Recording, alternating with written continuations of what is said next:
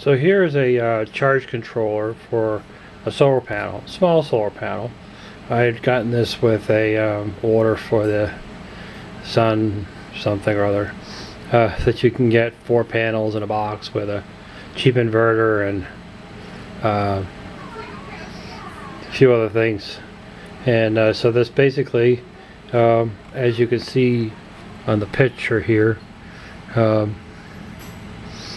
for a sophisticated pointing device, and I have chosen a toothbrush, just you're wondering.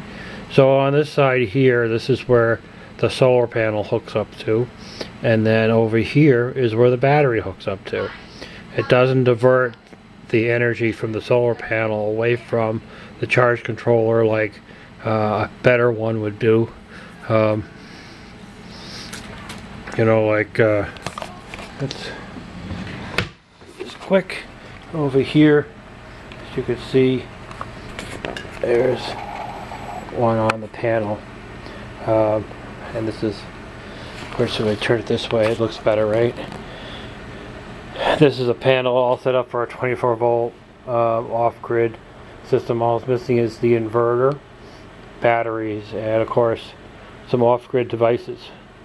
So anyway, this right here with the black heatsink on the top, that's is a the C40 charge controller, which has changed names more times than I know since I bought that original one. I think Schneider now owns it. But so at any rate, back to here. So this one here was for 10 amps supposedly, and you know, they sell them for about $30 on Amazon and various other places. It doesn't divert the energy after your battery is. Basically, you want to have it as a charge controller between your off-grid source and your batteries. So when your batteries hit their optimum 13-14 volts, that it'll turn off any solar power to getting to the batteries. So this one here I thought was an adequate one to use on my my solar dehydrator, food dehydrator, for the 25 watt 12 volt panel.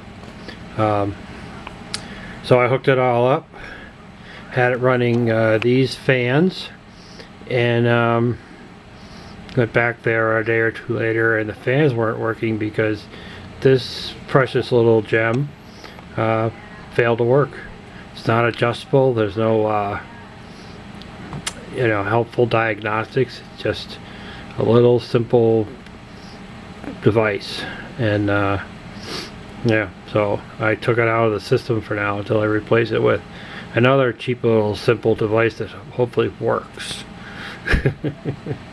But you know, that's all it does, is it stops the power from getting into the batteries. It keeps the batteries from boiling out. And while I'm here, I put that over on the side. There's the, I can make this into a video somehow, but here it is. This is the top of the food dehydrator. It has a slope roof. I've got 7 fans. 1, 2, 3, 4, 5, 6, 7 fans. Got places for 3 more fans if I wish to put more up there. And this is it's an outdoor temperature sensor that you would put inside your house, and this sensor go outside and it would tell you what the outside temperature is.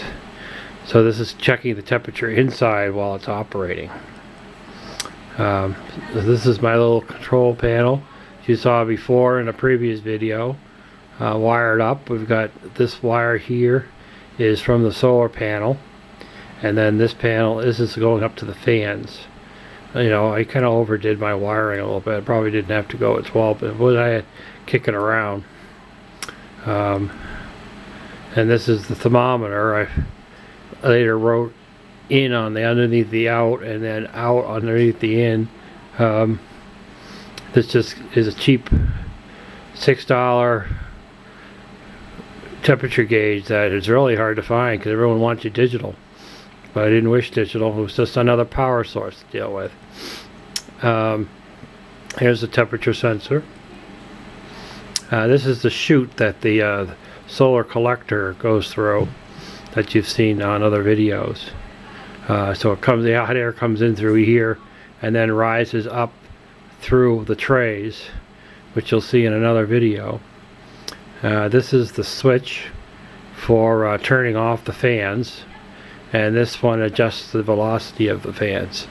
It seems like on maximum is really the appropriate setting, but just for more giggles and more work, I just thought I'd put a rheostat in there to control it. These are 12 trays in there. They have a screen, and you put your food out on the plastic screen, and it's supposed to dry it. Usually we're supposed to. And we have a pretty high, and this is a chicken that happens to be watching me work on the thing, and the chickens are awful curious about what's going on their area, and it's important for them to know, you know, exactly what's going on. This chicken will then go and report back to all the other chickens to let them know exactly what I'm doing and why I'm doing it. So I'm sure I'm talking to her and telling her exactly what's going on. So this is another shot of the temperature gauge. The top part here hinges up with a really simple couple of sticks to hold it either in the closed position or in a couple of up positions. That's my daughter. Yep. And that's it. And that's the code. You've seen that one before. Have a great day. Happy living off the grid.